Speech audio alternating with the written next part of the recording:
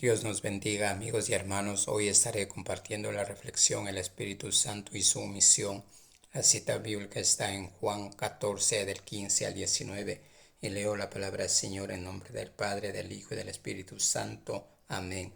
Si me amáis, guardad mis mandamientos, y yo rogaré al Padre, y os dará otro consolador para que esté con vosotros para siempre, el Espíritu de verdad, el cual el mundo no puede recibir, porque no lo ve ni le conoce, pero vosotros le conocéis, porque mora con vosotros y estará en vosotros.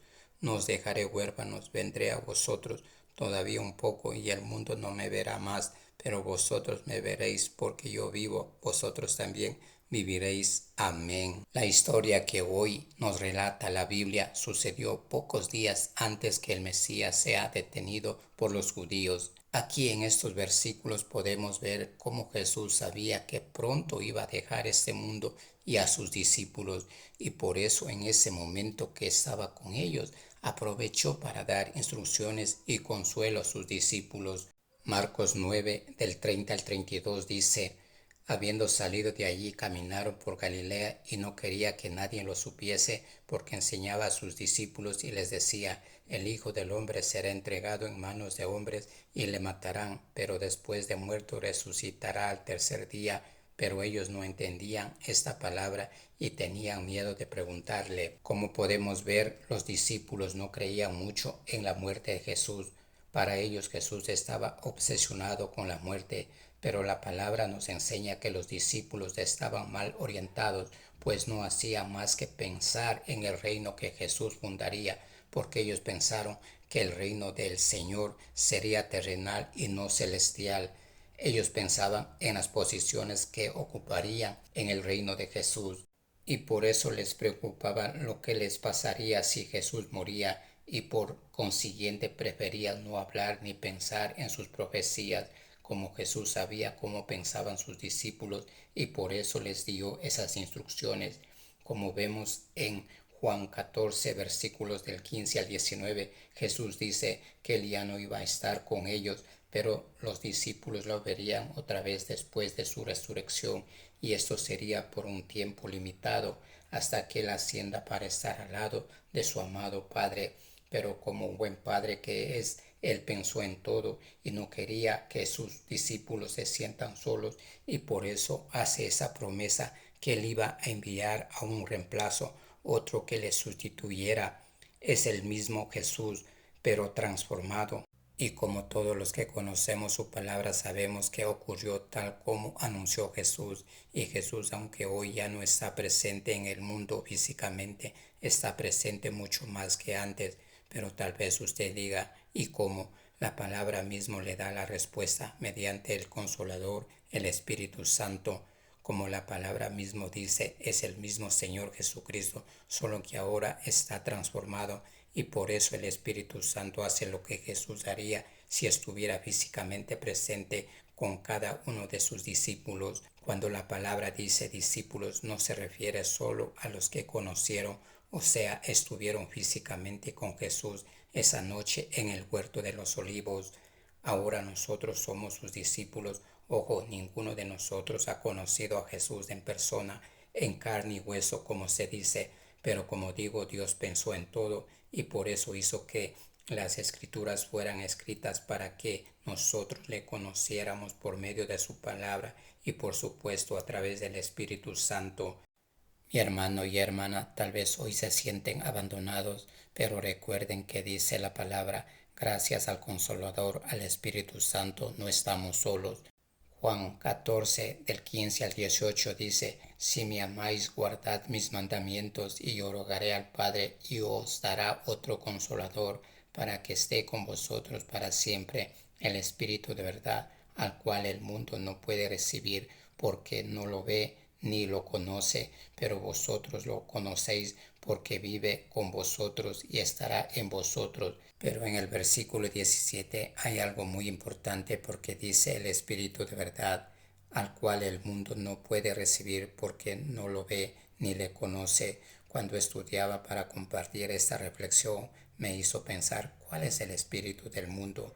y el espíritu del mundo. Nosotros leyendo la palabra del Señor podemos entender al menos de tres maneras. El espíritu del mundo es un espíritu demoníaco o tal vez sea el mismo Satanás como tal. Como sabemos en algunas partes de la escritura, a Satanás se le llama el príncipe de este mundo, Juan 12:31, y el Dios de este mundo. En 2 de Corintios 4:4 dice, en los cuales el Dios de este siglo cegó el entendimiento de los incrédulos para que no les resplandezca la luz del Evangelio de la gloria de Cristo, el cual es la imagen de Dios. Otros dicen que cuando Pablo dijo esto, no se refería a un espíritu maligno como tal, sino más bien a la forma diferente que tiene de pensar la gente, y este pensamiento es opuesto al Espíritu de Dios. Como todos sabemos, el mundo tiene su corazón inclinado más al pecado, y esto deberíamos llamarle espíritu de rebelión, codicia, orgullo y falsedad. El mundo dice tener su propia sabiduría, y por eso muchos niegan, no aceptan la sabiduría que Dios tiene para toda la humanidad.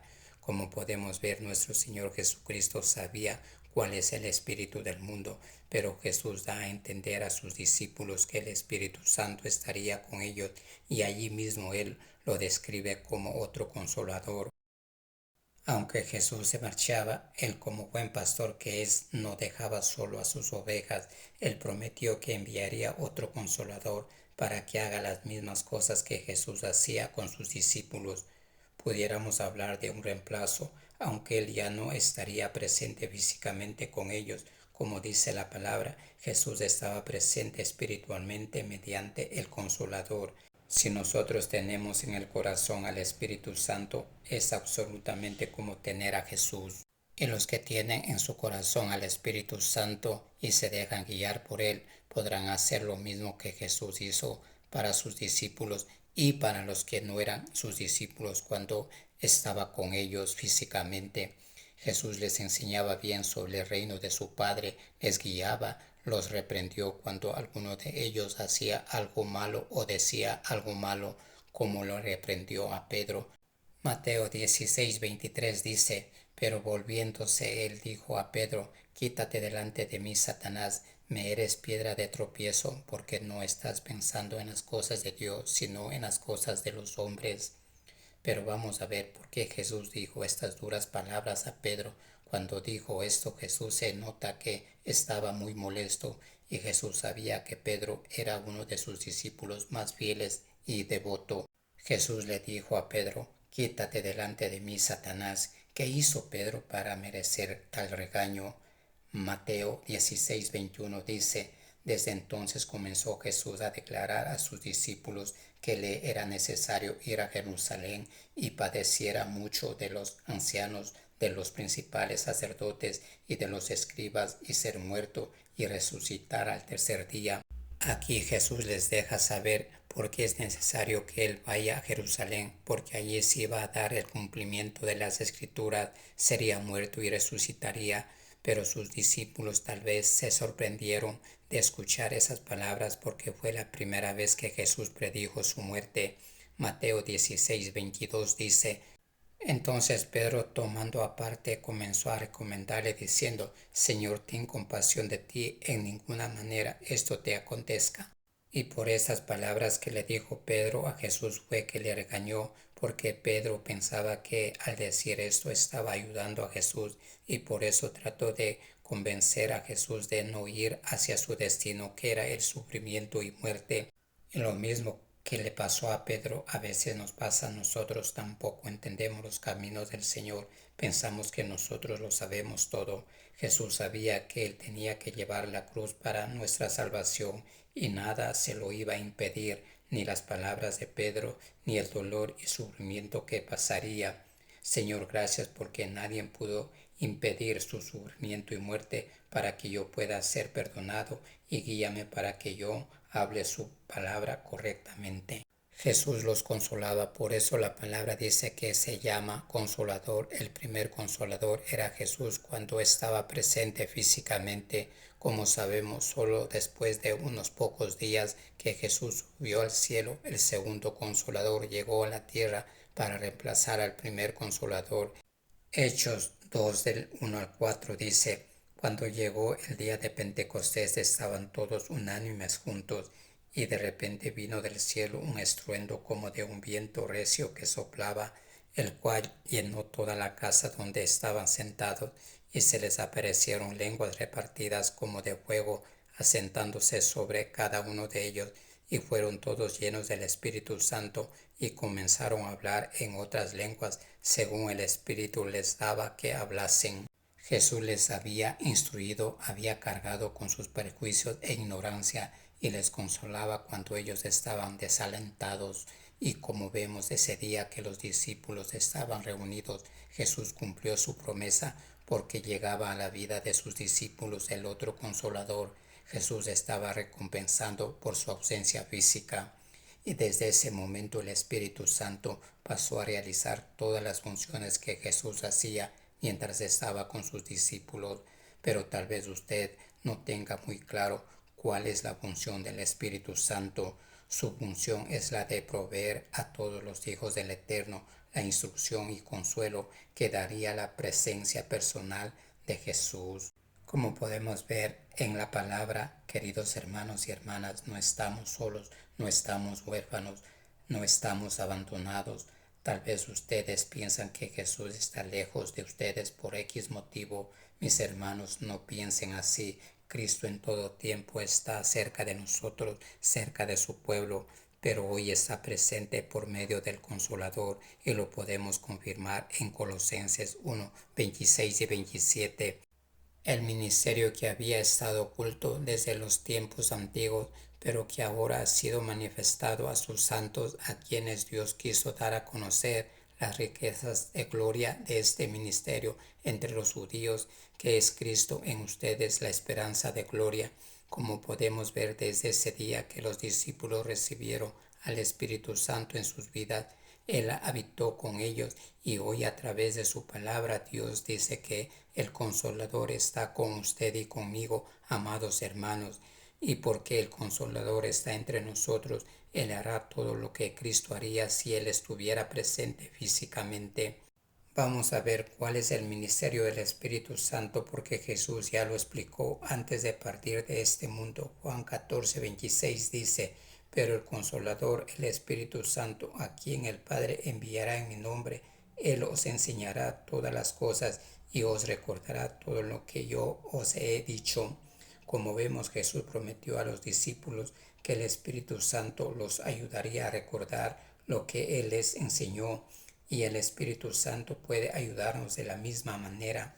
A nosotros, cuando estudiamos la Biblia, podemos confiar que Él grabará la verdad en nuestra mente y corazón, y nos convencerá para que hagamos la voluntad de Dios, y nos recordará el camino de regreso cuando nos apartemos de Él.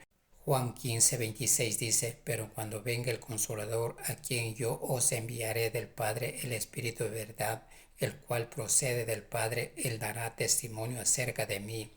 Como podemos ver en este versículo, una vez más Jesús ofrece esperanza. El Espíritu Santo fortaleció a los discípulos para que soportaran el odio y la maldad de los que les perseguían. Y a través de su palabra Jesús nos confirma que hoy el Espíritu Santo nos da fortaleza para soportar el odio y la maldad de nuestro mundo, ya que hoy, al igual que hace años atrás, los cristianos son perseguidos. Muchos países se van uniendo para perseguir a los cristianos. Como podemos ver, Jesús usó dos nombres para referirse al Espíritu Santo: Consolador y Espíritu de verdad.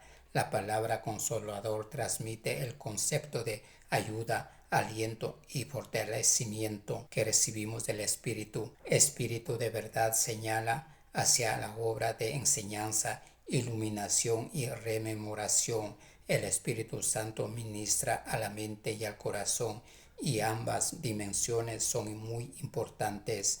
Juan 16 del 8 al 15 dice: Y cuando Él venga convencerá al mundo de pecado, de justicia y de juicio. De pecado por cuanto no creen en mí, de justicia por cuanto voy al Padre y no me veréis más, y de juicio por cuanto el príncipe de este mundo ha sido ya juzgado.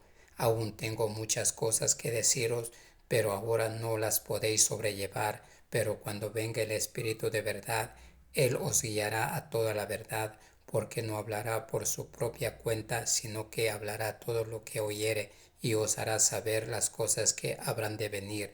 Él me glorificará, porque tomará de lo mío y os lo hará saber.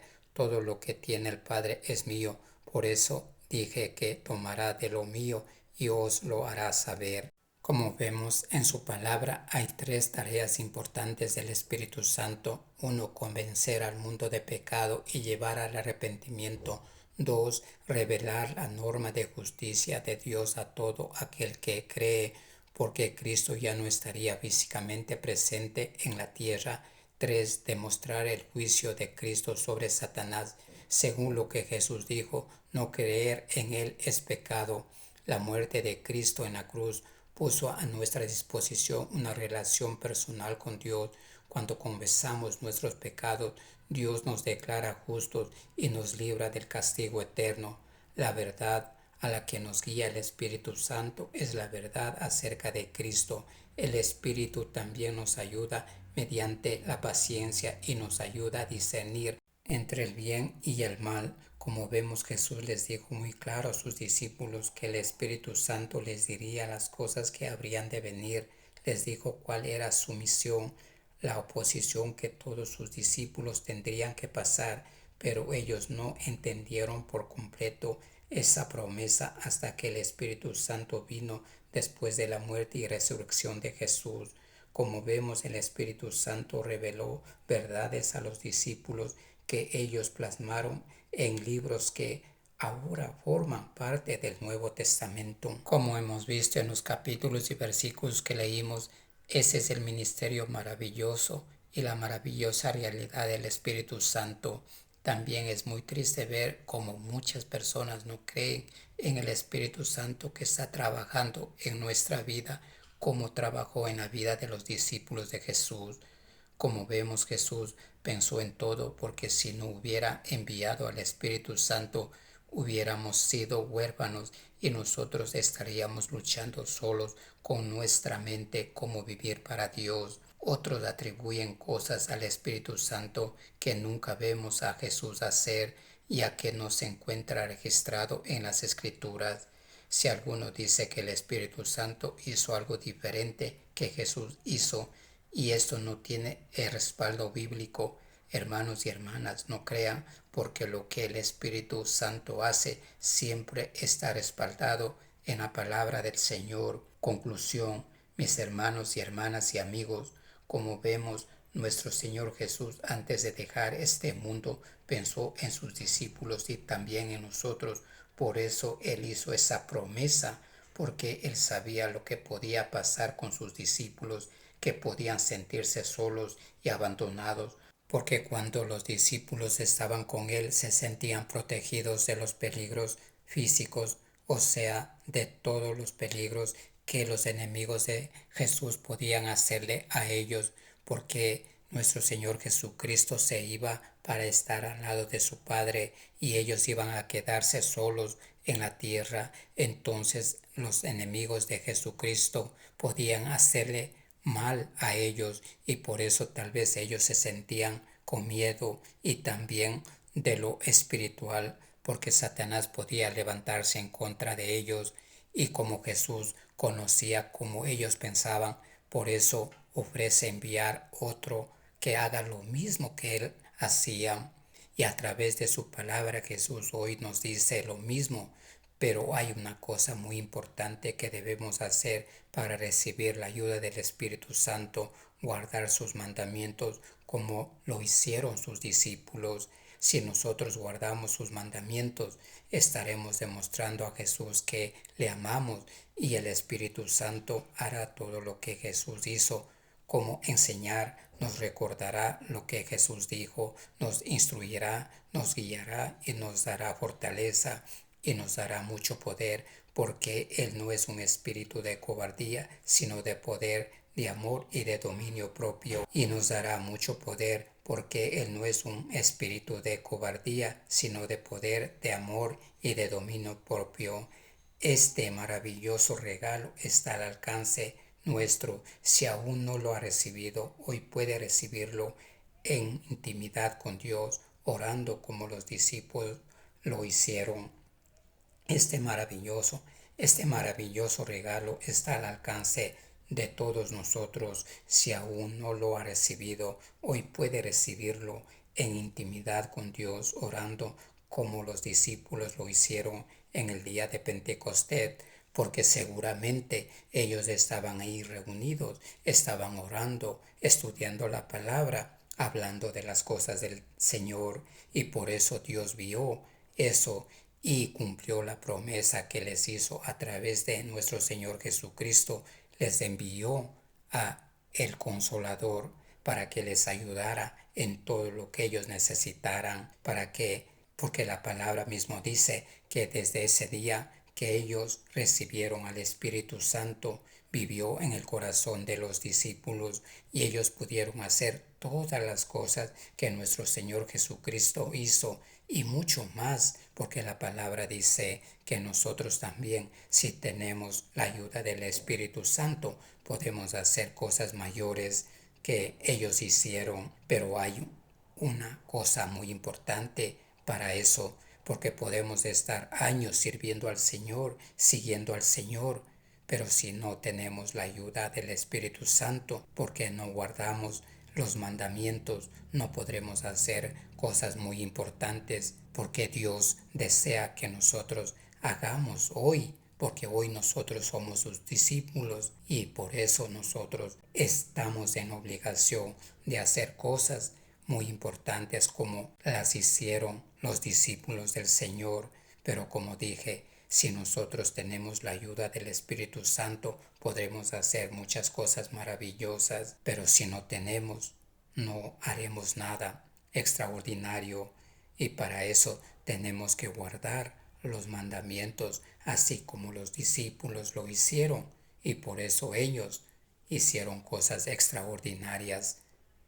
Mi amigo, tal vez usted escuchó esta reflexión, porque yo digo que todos en el mundo hemos escuchado de las cosas del Señor. Sabemos que hay un Dios que nos protege, que nos ayuda, que nos consuela.